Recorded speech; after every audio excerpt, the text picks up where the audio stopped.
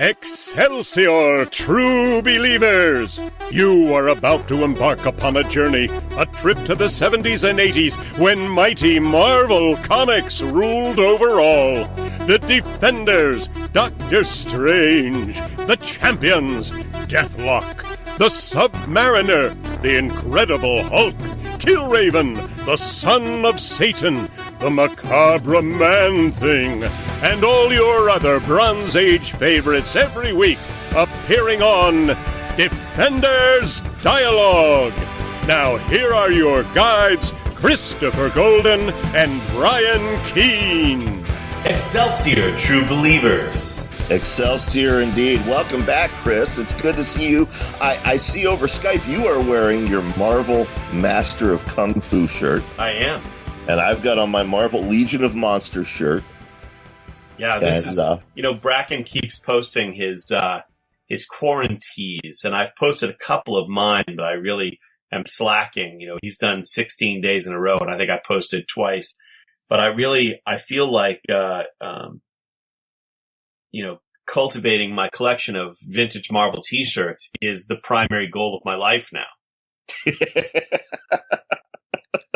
I mean, really, nothing else really matters except, and I was wearing my Champions t-shirt yesterday, but, it is much too tight. And, when I was 32, maybe it would have been okay, but I'm 52 and, it's a little too tight for me to be comfortable in it. I have that problem with my my Power Man and Iron Fist shirt. I'm convinced it shrunk. Mary says that it's not the shirt that's shrinking. But I actually took the steps when they finally released the Defenders shirt with that classic Marvel feature number 1 cover. I bought 3 different sizes.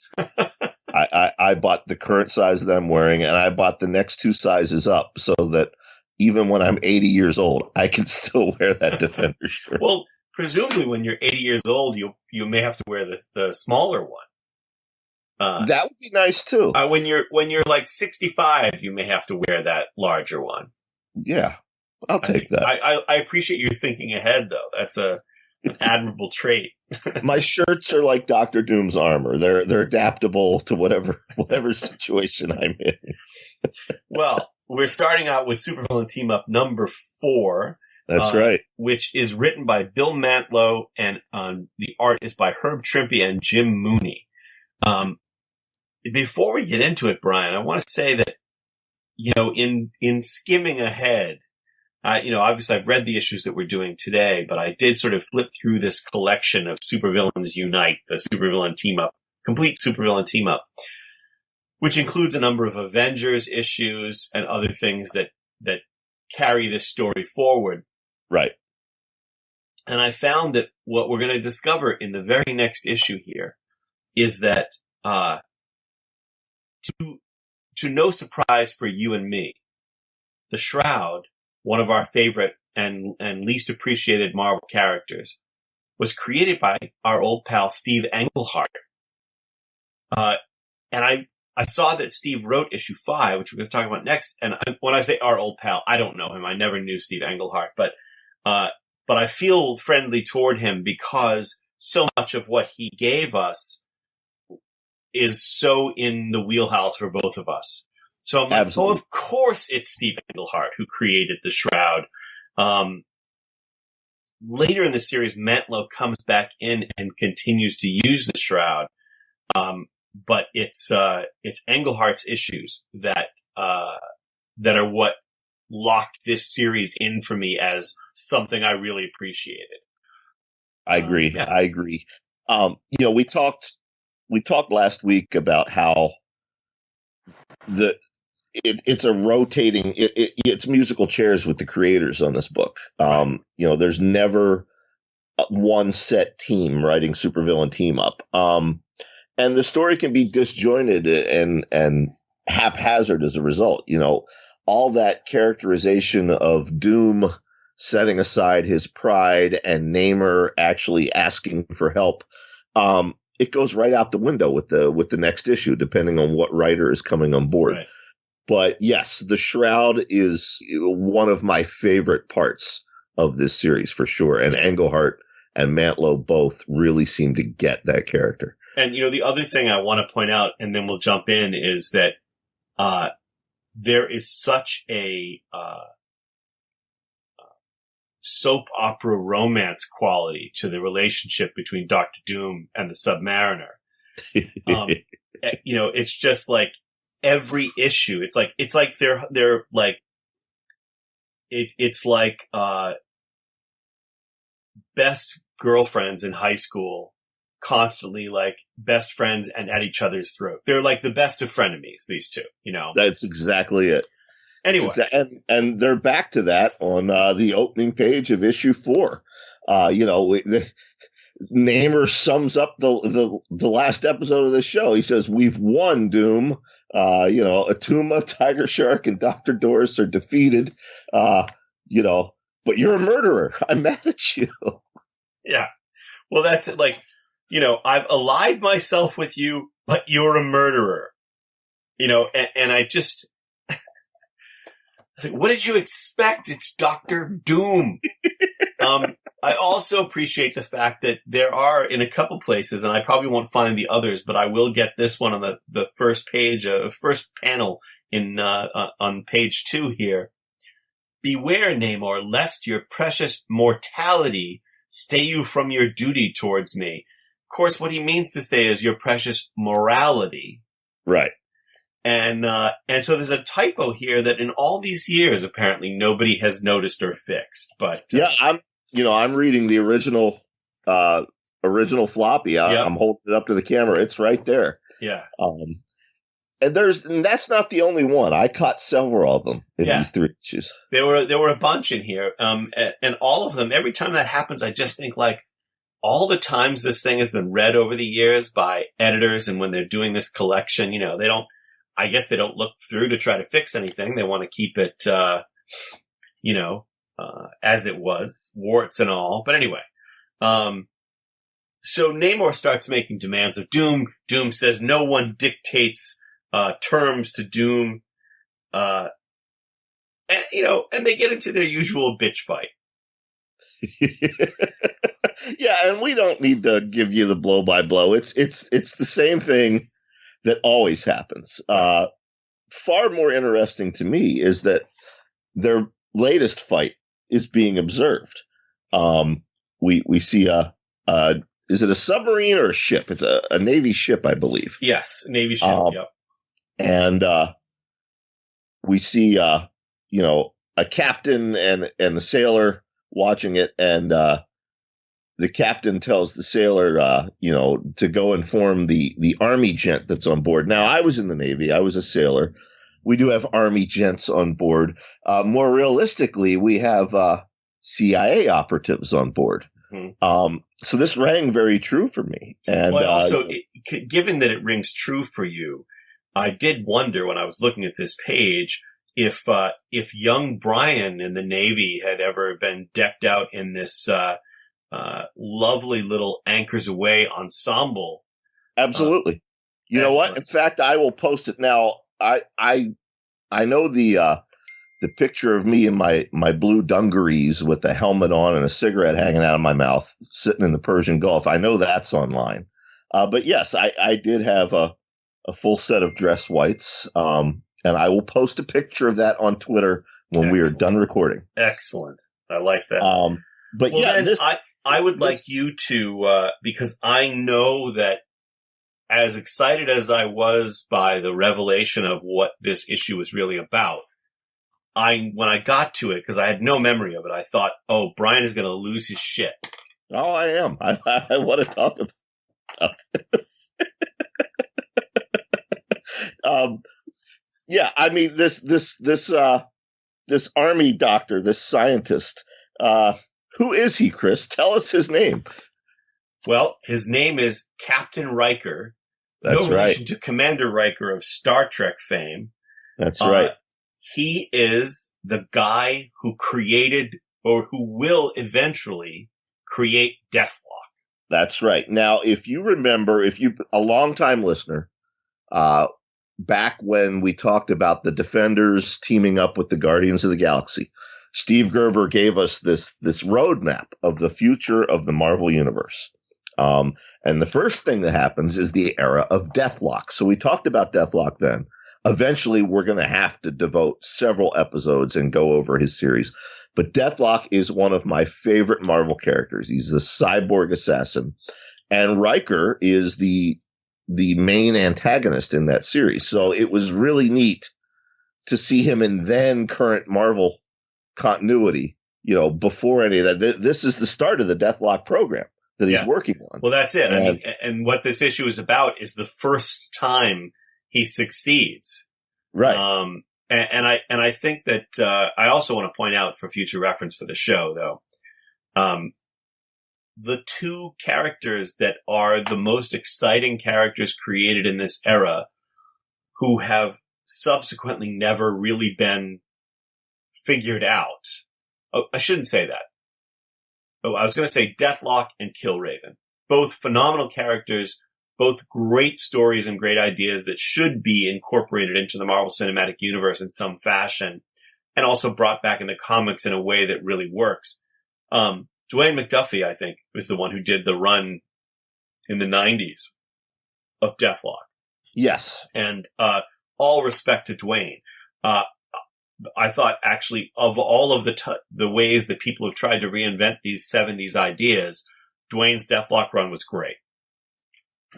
Anyway. I liked it. I didn't, as I did with all 90s comics, I didn't care for the art.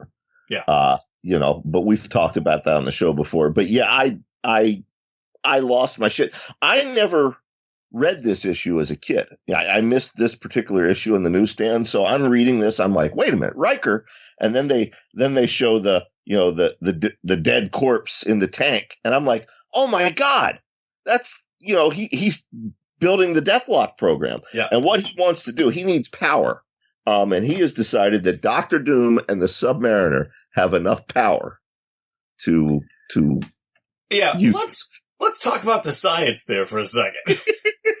So, folks, basically what's going on is that Captain Riker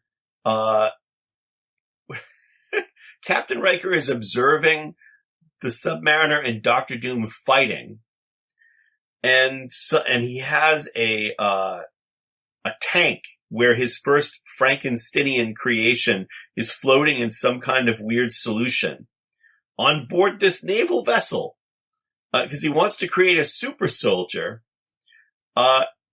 And he has a master switch he's going to throw and somehow draw the power away from Doom and Namor. Now, there is literally, this is less science than you would find in your typical 1950s atomic horror movie. I mean, it's like, what exactly is he doing here? How is he drawing? It would be like me, passing by somebody, jogging and pointing to them and going, I want your power. That's basically as scientific as this gets. In any case. And then Doom and Submariner keep fighting. Yeah, we don't need to spend a lot of time on this issue because so much of it is, in fact, just that. Yeah. I mean, it's fun. Don't get me wrong. I mean, yeah, it's fun. It's basically fun because they're slagging each other off the entire issue. Yep. It's the trash talking is actually just as entertaining as the panels of them smashing each other. So the Submariner plays possum, pretends that he's drained of his strength earlier than he actually would be. Doom lets his guard down. Submariner smashes him out over the ocean, and Doom smashes through the side of the fucking naval ship.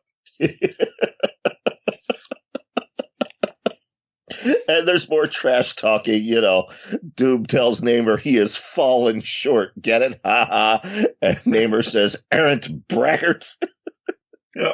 And, Riker is excited because he has these magical little siphons that look like something Tony Stark would have built that's siphoning off all their power.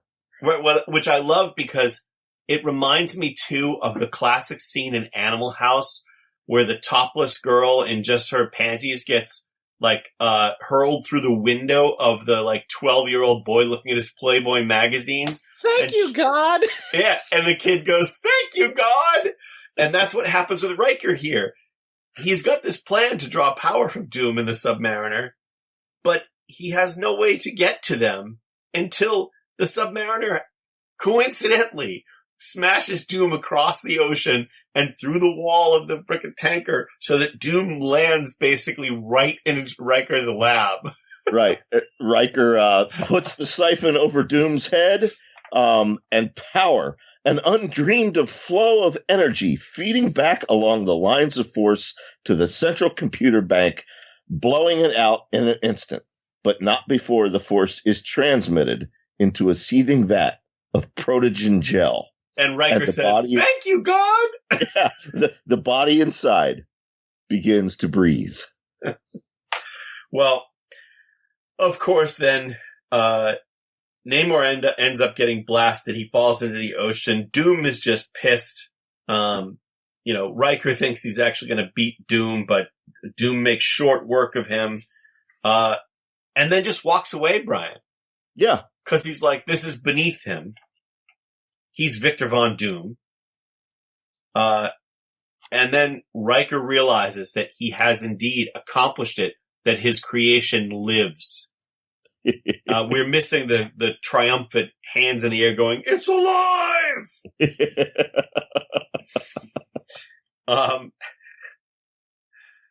But anyway, and then Namor's just pissed off, and he plans to have his vengeance again. He plans to have his vengeance on the surface world. Atlantis is his birthright. And that's where we leave off. Yeah, it takes us right into Supervillain Team Up issue number 5. This one, let's see here. Well, this is the one written by Steve Englehart. Okay, yes, it is. Sorry. With art by Herb Trimpe and Don Perlin on inks. Yep. And we open with Reed Richards working on something in his lab, and Namor comes smashing through the window. He does, and I think we need to point out, too, that you'll be very happy, Brian, because Namor will soon be in his underpants again. That's right. As I said, I'm not a fan of the black costume. Right. So this is a costume that I prefer because I'm uncomfortable with Namor being naked all the time. But this costume was apparently created by Reed Richards to help Namor at the time when he was unable to continue to breathe underwater. And I'm not sure exactly, so without the suit, Namor can't breathe out of the water. But right. A while ago, Namor couldn't breathe in the water. It's all very confusing. Well, if we were kids and it was the 70s, we could get no prizes. But in adult world, we can once again point out it's the rotating writers on this book. Nobody can keep it straight. Yeah. Yeah. Well, so we have, Namor smashes his way into the Baxter building. Reed Richards assumes his suit has malfunctioned because he's obviously drowning in the air. He can't breathe the air anymore. And so he puts Namor in a vat or solution of some kind. I don't think it's just water, but it's, so that he can survive, while Reed tries to figure out how to help him, and the rest of the Fantastic Four come running. That's right. Now, I got to tell you, I feel for Namor here. He's obviously a better fit for Susan Richards, the Invisible Woman. She should be with him. We all acknowledge this. Okay, Reed Richards is the douchiest of douchebag husbands ever. And Namor could obviously, own Richards with one punch, but he has to ask him for help. And I really feel that characterization here. Yeah. Well, I do. It took a lot for him to do that. Well, let's discuss this. I agree with you. I think that, if you think about it, every iteration of Reed Richards, he's this guy who is, for some reason, interesting to this brilliant, gorgeous, incredibly powerful woman who should be getting much more respect and attention from her husband than she is. And Reed Richards, now she knew this going in, but Reed, is not an attentive husband by any stretch of the imagination. Right. And Namor is not only clearly like better looking, and he's a prince with his own kingdom. Granted, they're all in hibernation at this time. And Namor genuinely loves her. He always has. He loves her, and he also sort of he lifts her up. He respects her power. He respects her intelligence. It's not just that she's beautiful. He admires her. And so, yeah, I agree. It's just this thing, like, I feel like Sue Richards is like, wow, but Reed wouldn't be able to put his pants on without me. He would just be in his lab 24/7 until he, like, withered away and died. So somebody's got to take care of him. Right. And it's just like, no, Sue, go with Namor. Yep. Yeah. That's the issue of Fantastic Four that I want to write. Yeah.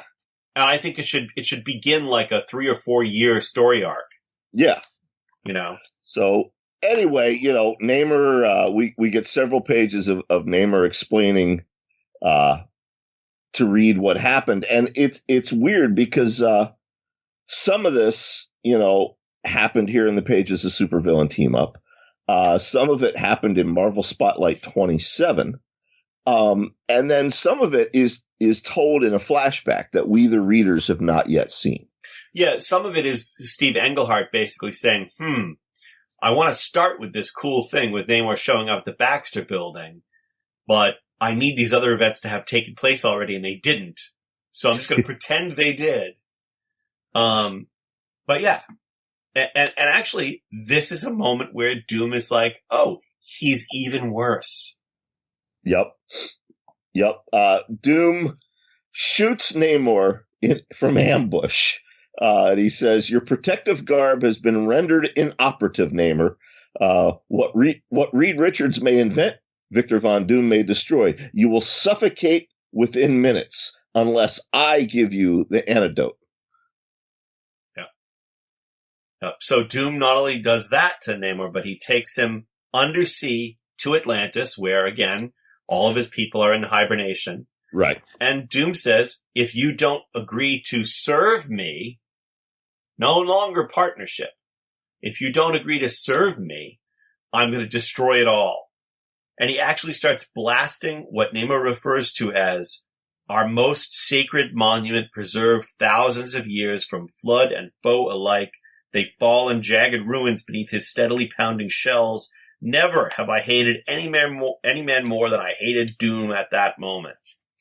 And so he gets Namor to pledge to him, to make a vow, which to Namor is unbreakable. His word is unbreakable.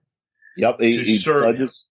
Yep, pledges his allegiance to Doom, and then immediately after doing that, then Doom completely changes personalities. He says, then here, my friend, drink this antidote. Yep. You see, I'm not an unpleasant man. I offer you a chance to escape your vow. Yeah. And that chance is what we began on, which is Doom then appears at the Baxter building in holographic form, of course, and basically says he's done all this to Namor just to fuck with Reed Richards. Yeah. So how embarrassing is that? How humiliating is that for Namor? And see, here's my pitch for Marvel.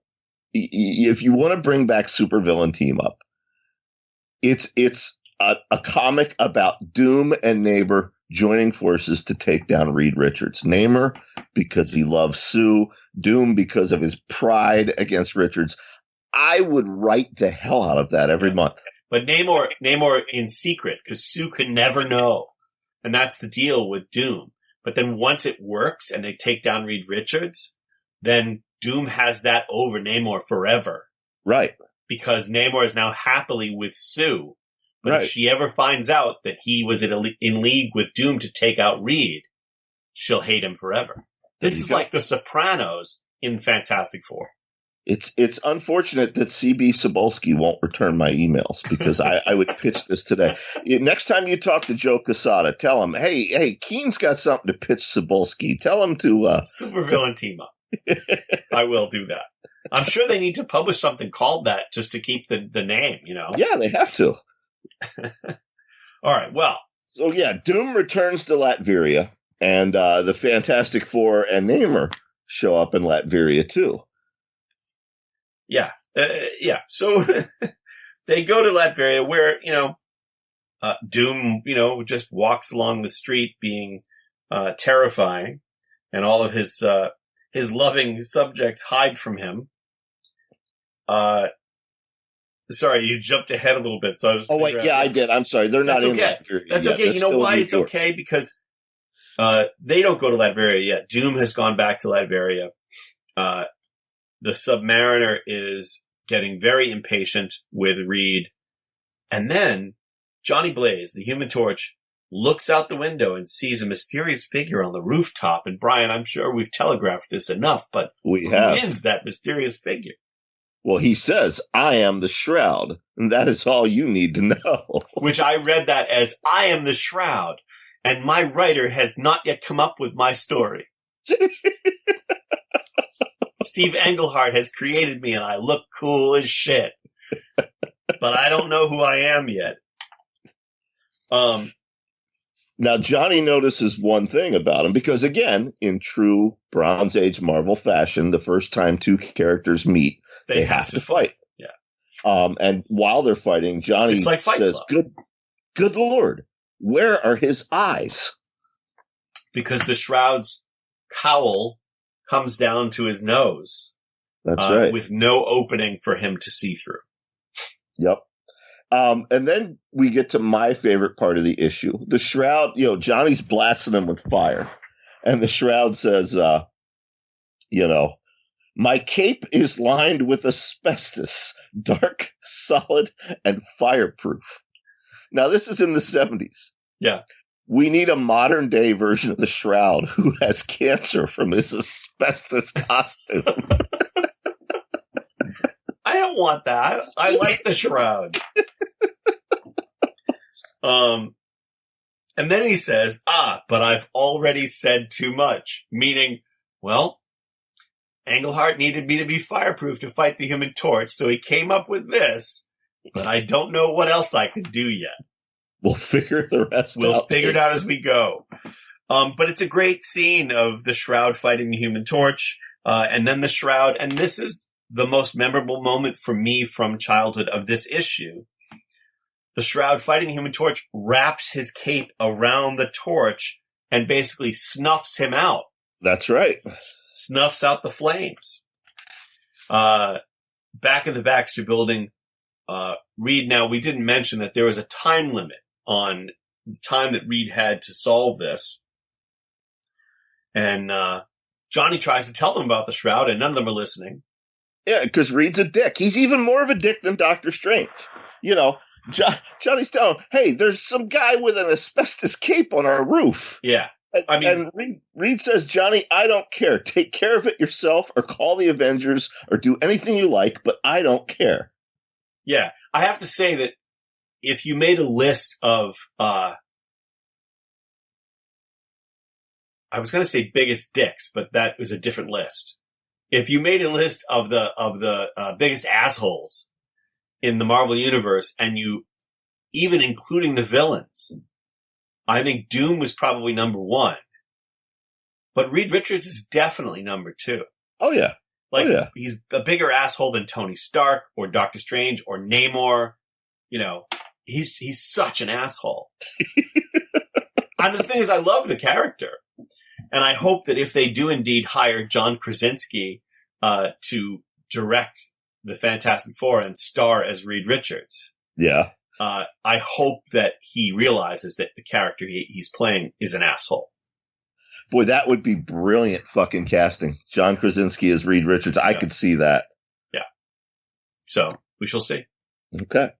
Well, Namor has had it with Reed Richards as well. He says that he has no time, and he busts out of his tank. And hang on, I have to turn the page. In my book, Chris, we get an aside with Spider-Man and the Cupcake Caper, brought to you by Hostess Cupcakes. I'm sad to miss that. Peter Parker loved his cupcakes. But yeah, Namor tells Reed, you were so involved in your scientific exercises that you forgot to watch the clock. I came to you in trust, Richards, and you failed me. Yes. And then Namor dives out the open, very high window of the Baxter building, even though he can no longer fly, knowing that Doom will not let him die. That's right. Doom uses some kind of beam to arrest his fall and says, my subjects will tell you, Submariner, those who obey me live quite secure lives. You will find me a fair master, but firm. Yeah. So basically, Doom has finally gotten what he wanted. And he threatens the Fantastic Four that they will find out very soon that he will be their master as well. Setting in motion a confrontation coming in the next issue. That's right. But we see, Brian, that the Shroud is still observing from a building across the way here. And he swears he's going to kill Dr. Doom. So what do we know? We know that his name is the Shroud. He has an asbestos costume, and he's got a grudge against Dr. Doom. Right. And that's all we know. Yep. And I suspect that that's all that Steve Englehart knew when he wrote that issue. I could be wrong. No, I suspect you're right. Scott Edelman has said on this show, and Steve Gerber has said in interviews before he passed, a lot of times they would, that next issue box on the last page, they'd say what was coming, and they had no idea what the story was going to be yet. So, that was like their opening sentence for the next issue. So, yeah, Englehart's clearly making it up as he goes along, but it's fun. We then go to issue 6, one of my favorite covers. Yeah, I was just going to say, I love this cover. Yep. I'm not sure who did it. I'm looking here. Here it is. Jim Starlin. That Jim makes Starlin sense if cover. you look at Namor's features. Yep. But yeah, it's the Submariner in battle with all 4 members of the Fantastic Four, with Doom and the Shroud looming in the background. Yep. Great stuff. Also written by Englehart with art by Trimpe, now Jack Abel on inks. That's right. So right. again, I mean, they definitely can't keep an inker for more than an issue in this book. It's like and whoever was in the bullpen at that time. Yeah. We open with Namor imprisoned. He's in a cage, but it's a very fine prison. I mean, yes, Doom has him locked in a cage, but it's adorned with finery and all kinds of creature comforts. And then we have the Scooby-Doo moment, which made me very happy. Which is that Doom comes in while Namor is ranting to himself aloud. My mother-in-law, tends to talk to herself, and I many years ago was like, "Are you talking to me or yourself?" "I'm talking to myself. Does that make me crazy?" I said, "As long as you don't answer back, you're fine." But Submariner is talking to himself. Doom comes in, telling him to silence himself, and then points to a portrait on the wall and says, "I have observed you pacing to and fro through the false eyes of that portrait." And I'm sorry, but I just couldn't. I was dying. It is literally a Scooby-Doo moment. It is. I can hear the music in my head. Scooby-Doo music. One thing I liked about this, of course, modern day Marvel, we have what Tom Brevoort calls the sliding time scale. Right. Where, the Punisher originally fought in Vietnam. Now he fought in Desert Storm, etc. These comics were published before that. I've never been a fan of the sliding time scale. I think it's the biggest detriment modern Marvel has going for it. But what I like that Englehart did here, he firmly establishes Namor's age. He says, at 22, he fought in a world war, referencing the Golden Age issues. He says now Namor is nearing 60. So the Namor that is in Supervillain Team Up and the Defenders, he's a 60-year-old. I like that. Yeah, but he looks like he's 30. Right. There are characters that I wish that they had not advanced. I understand why they have to do it with many characters, but there are characters that they don't need to. I believe Chris Claremont had set up Black Widow in an issue of the X-Men with Wolverine, Black Widow, and Captain America in World War II. Right. During the Cold War or something. I don't remember exactly. I think it was World War II. And I loved when they would do that. And, the original Nick Fury should always remain a guy who fought in World War II. Yeah. But that's what the Infinity Formula is for, Namor is not human. There's no reason that he needs to be updated. He hasn't been yet. That's right. So anyway, yeah, Doom and Namor are inside his cage. Doom says, even though you're my prisoner, when you're talking trash about me, it causes me pain, and I don't like that.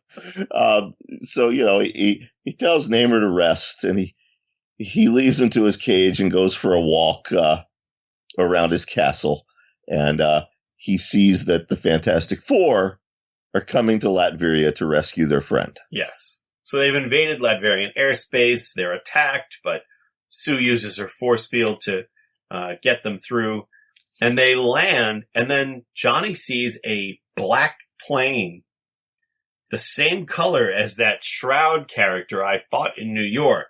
It goes by so quickly that only he sees it, and then they're set upon by Doom's android army. That's right. Which we had seen destroyed just a few issues ago. No, remember, he had different androids. Oh, this is his robot army, but they're called the Android Army. I don't know. Yeah, but this is a different androids this is that he said C. would never, these would never turn against him. He swore. Right.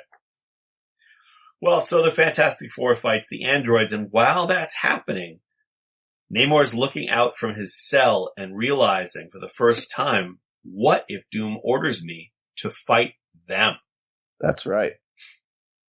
And while he's thinking that, he sees a black shadowed figure lurking in the darkness. And he wonders, who is that? Well, who is it, Chris?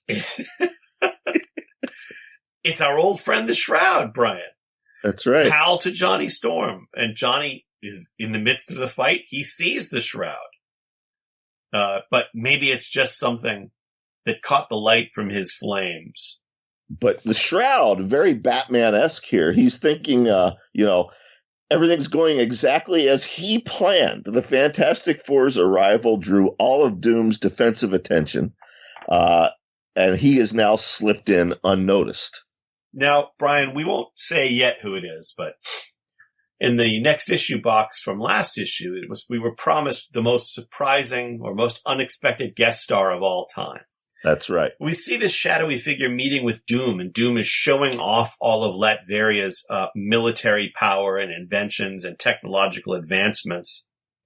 And basically, Doom is now negotiating with this character who we see only in shadow. That's right. Talking about how Doom is now equal to countries like Russia, China, and America in power. That's now right. that he has Atlantis at his beck and call. That's right. And, he's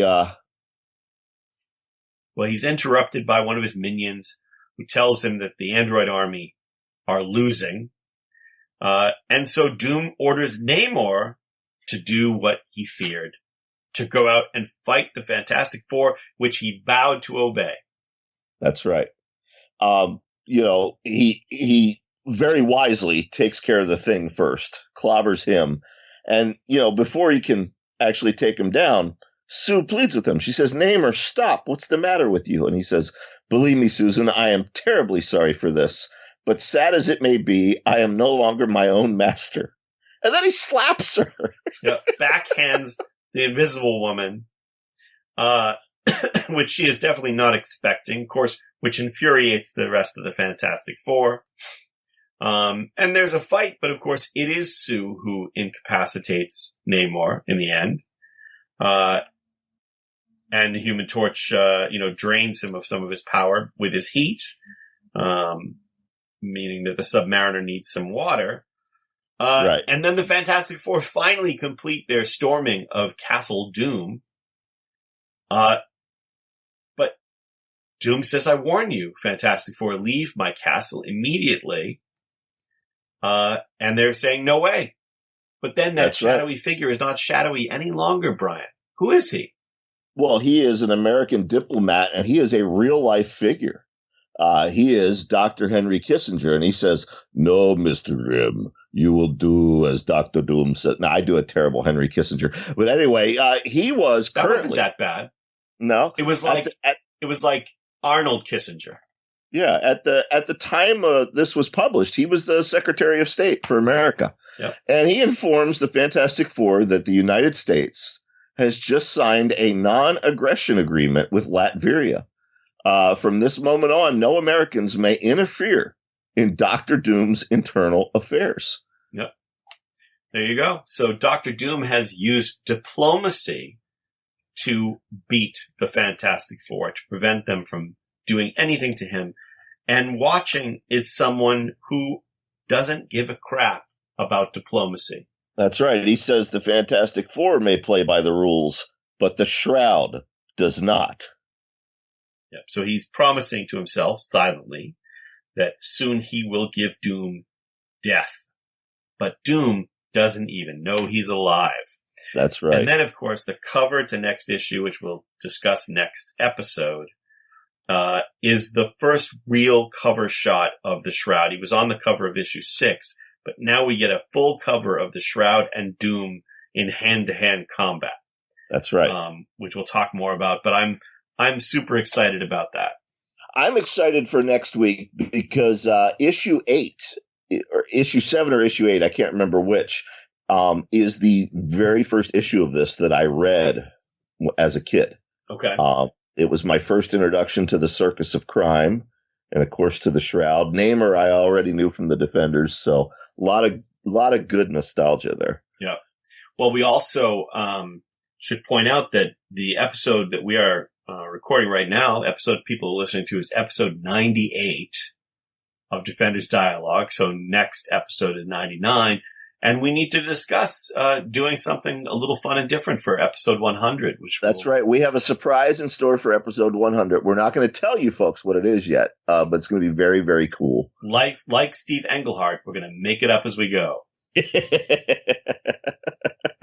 All right. Well, folks, we want to remind you this show is engineered by Matt Wilderson. He has several books available right now on Amazon, all in paperback. Matt is old school. He doesn't do ebooks, just paperback. So Horrors Untold Volumes 1 and 2, I'd recommend you start with those. You can also check out his podcast, Grindcast, which is available wherever you're listening to Defenders Dialogue. Chris, you got anything you wanna plug before we sign off this week? No, I got nothing. I just want either. People to enjoy Defenders Dialogue, and I hope that we distract people for a little while. And there's nothing better than going back and rereading these, or reading for the first time. I mean, that's the thing that I get excited about, the idea that some people are reading these comics that were published before they were born. Yep. And discovering the wonderful lunacy of our youth. Yep. And if you are one of those folks reading along at home, we're with next week's episode, we'll be to the halfway point with Supervillain Team Up. Yep. So if you want to read ahead after this, we're going to be doing Steve Gerber's Man-Thing. Absolutely. Other than Defenders, it's easily my favorite Bronze Age Marvel title. All right. And Chris, you hadn't read a lot of those, had you? I have not. I've only read a few issues of Man-Thing, and I look forward to doing that. All right. So we will see you next week, folks. All right. Excelsior, true believers. Defenders Dialogue is a production of the Brian Keene Radio Network.